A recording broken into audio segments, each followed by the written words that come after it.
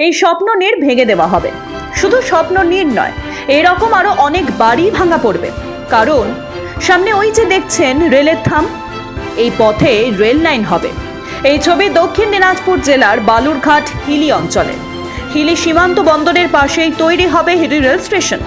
বালুরঘাট হিলি রেলপথের সম্প্রসারণ করতে হবে, সেই কারণে রেলের পক্ষ থেকে জমি অধিগ্রহণের কাজ চলছে।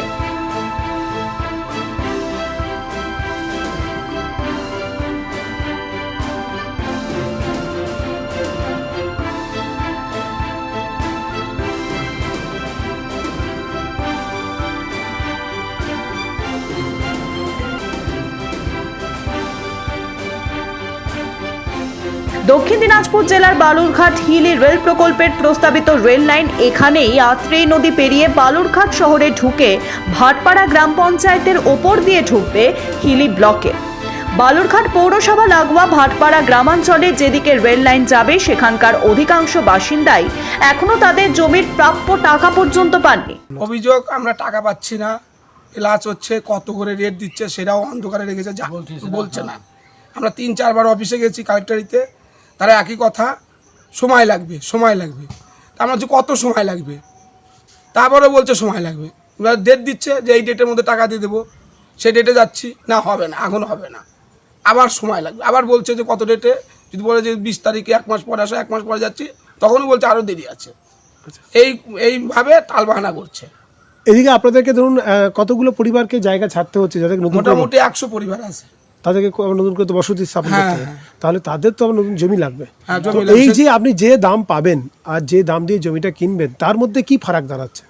আমাদের তো জানাই নেই যে কত করে দিচ্ছে, আমাদের তো জানালোই না যে আমাদের কত করে শতক দিবে, আমাদের জানাচ্ছেই না। তো আমাদেরও বাড়ির উপর দিয়ে গিয়েছে টাকা, আমাদেরও টাকার পয়সা কিছু দেয়নি বা পাইনি। কি বলছে?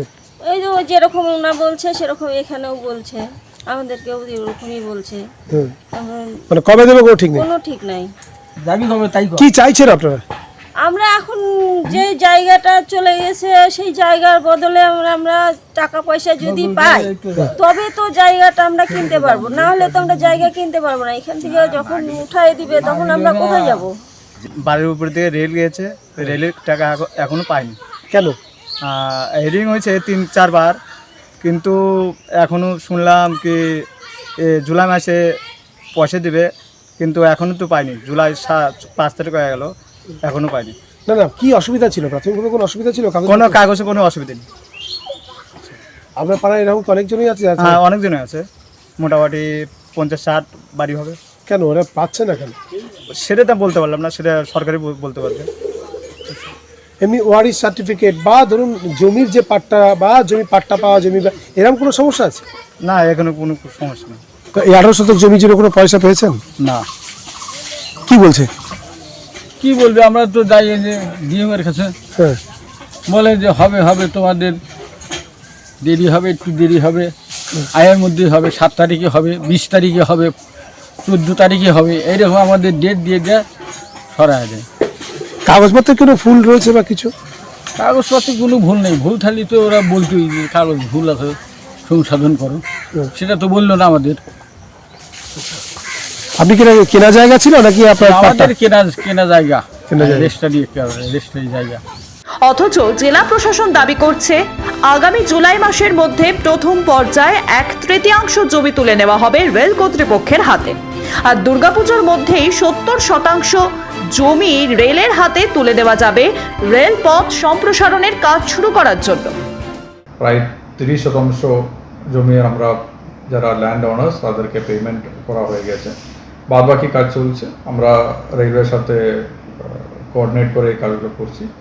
তো এখন টার্গেট করছি আমরা জুলাই শেষের মধ্যে আমাদের এই যে পুরো স্ট্রাকচার একটা 1/3, মানে বালুঘাট থেকে কামারপাড় অবধি যে প্রথম স্ট্রেচ আছে, ওই স্ট্রেচের জমি আমরা রেলওয়েকে হ্যান্ড ওভার করে দেবো। বাদ বাকি আগামী তারপরে যে 1-1.5 মাসের মধ্যে কমপ্লিট করার প্ল্যান আছে। আশা করছি পুজোর আগে সমস্ত জমি অধিগ্রহণ প্রক্রিয়া কমপ্লিট করে দেবে। কিন্তু গ্রাউন্ড রিয়েলিটি হচ্ছে জমিদাতাদের কাছে এখনো টাকাই পৌঁছয়নি। অনেকে জানেনই না শতক পিছু কত করে টাকা দেওয়া হবে, অথচ গত বছর দুর্গাপুজোর পর থেকেই টাকা দেওয়া হবে বলে শুনছেন জমিদাতারা। কারণ তাদের বসবাসের জমি, বাড়ি এবং জায়গা ছেড়ে চলে যেতে হবে অন্যত্র। কিন্তু টাকার অঙ্ক না জানা থাকায় সাহস করে এগোতেও পারছেন না তারা। এইরকম অবস্থা প্রায় 100টি পরিবারের। তাদের অনেকেই বলছেন সরকারের দেওয়া ওই টাকায় জমি কিনে বাড়ি করা সম্ভব নয়। তাহলে জেলা প্রশাসন জমি নির্দিষ্ট করে বাড়ি বানিয়ে দিক। আপনাদের সেক্ষেত্রে আপনাদের ডিমান্ড কি? আপনারা কি চান? আমাদের ডিমান্ড সরকারি ভ্যালুয়েশন যা আছে ভালো করে যাচ করুক, দেখুক, দেখে যা দাম আসবে তার থেকে আমাদের ডবল দিতে হবে, 2 ডবল। তাছাড়া আমরা তো জায়গা কিনতে পারবো না। আমরা সব এখানে মাছ ধরে প্লাস মাছের ব্যবসা করে, খুবই গরিব মানুষ, তারা জায়গায় কিনতে পারবে না। যে টাকা আপনাকে দেবে সেই টাকা দিয়ে নতুন জায়গা কেনা যাবে? যে টাকা দিবে ও টাকা দিয়ে আমাদের হবে না। কেন হবে না? এখন কিনতে গেলে এবারে 3-3.5 লাখ টাকা করে শতক। আর যখন আমাদের যে পয়সাটা এখন দিচ্ছে ওটা দিচ্ছে 32,000 টাকা শতক সরকার।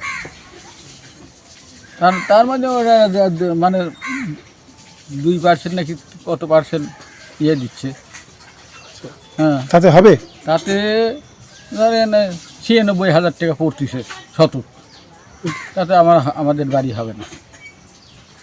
আমরা বললাম তাহলে যদি বাড়ি না হয় বাড়ি আমাদের বাড়ি করে দেন, টাকাটা আপনারা ইহা দেন, আমাদের বাড়ি করে দেন। তাতে বললে আচ্ছা দেখি কি করা যায়। এখানে আপনার কি সমস্যা হচ্ছে? টাকা কি পেয়েছেন? না, টাকা পাইনি। কত জায়গায় জমা দিচ্ছেন কাগজপত্র? অনেক দিন আগে জমা দেওয়া হয়েছে, দুর্গাপুজোর আগে। আচ্ছা, তারপর বললো যে পুজোর পর পরে টাকা দিয়ে দেবো, দিচ্ছে না। টাকাও যদি পান মানে এখনো পর্যন্ত দিচ্ছে না, কি বলছে? আপনি তো যাচ্ছেন ওখানে, কিছু বলছে ওরা? বলছে দিব, কাগজপত্র সব জমা নিচ্ছে। এই যে কিছুদিন আগে এসে নিয়ে গেল কাগজপত্র। আচ্ছা, এখানে যদি ধরুন আপনার টাকা পয়সা দিয়ে দেয়, তারপরে নতুন মানে বিকল্প কোনো রাস্তা, বিকল্প কোনো জায়গার কোনো ব্যবস্থা কিছু? জায়গা কিনতে এখন যে টাকা এখনই করতেছে শুনছি, সে টাকায় তো আমরা জায়গা কিনতেই পারবো না। রেলপথ আসছে, ফলে হুহু করে বাড়ছে এলাকার জমির দাম। কোথাও কোথাও 2 গুণ 3 গুণ বেশি দাম বেড়েছে জমির। সক্রিয় জমি হাঙ্গাররা দ্রুত হস্তান্তর করে ফেলেছে জমি। কিন্তু সরকারি কোষাগার থেকে কত ক্ষতিপূরণ দেওয়া হবে, বা যে হিসেবে টাকা দেওয়া হবে সেই টাকা দিয়ে আদেও জমি কিনে বাড়ি করা যাবে কিনা তা নিয়ে সন্দিহান জমিদাতারা। যত দেরি করছে রাজ্য সরকার, জেলা প্রশাসন, ততই যে বাড়ছে জমির দাম। সেই কারণে দ্রুত ন্যায্য মূল্যে জমি কেনার আবেদন জানিয়েছেন কেন্দ্রীয় মন্ত্রী সুকান্ত মজুমদার। জেলা প্রশাসনের কাজ হচ্ছে জমি অধিগ্রহণ করা। তো জেলা প্রশাসনের উচিত তাদেরকে সঠিকভাবে জানানো যে তারা প্রতি বিঘা জমির উপরে বা কী পরিমাণ অর্থ পাবেন, বা ডেসিমেলের উপরে কী ধরনের রেট পাবেন। এবং কেন্দ্র সরকার যে পরিমাণ টাকা দিয়েছে, বিপুল অঙ্কের টাকা দিয়েছে রাজ্য সরকারকে এই জমি অধিগ্রহণ করে দেওয়ার জন্য। তো স্বাভাবিকভাবে আমার মনে হয় জেলা প্রশাসনকে আরও বেশি সচেষ্ট হওয়া উচিত, অ্যাক্টিভ হওয়া উচিত। রেলের জমি অধিগ্রহণে প্রচুর পরিমাণ টাকা দিচ্ছে বলে দাবি কেন্দ্রীয় মন্ত্রী। তাহলে রেলের চিহ্নিত করে দেওয়া জমি অধিগ্রহণে এতটা গড়িমসি করছে কেন রাজ্যের সরকার? কেন জমির দাম নিয়ে এত গোপনীয়তার আশ্রয় নিচ্ছে জেলা প্রশাসন? তাহলে কি তৃণমূল কংগ্রেসের স্থানীয় জমি দালাল, জমি হাঙ্গারদের হয়ে কাজ করতে চাইছে জেলা প্রশাসন? প্রশ্নটা উঠছেই। নাকি মানুষের অসহায়তার সুযোগে সরকারি জমি অধিগ্রহণের নামে ফের কোনো বড়সড় দুর্নীতির গল্প সামনে আসবে কদিন পরে? ব্যুরো রিপোর্ট, মাধ্যম।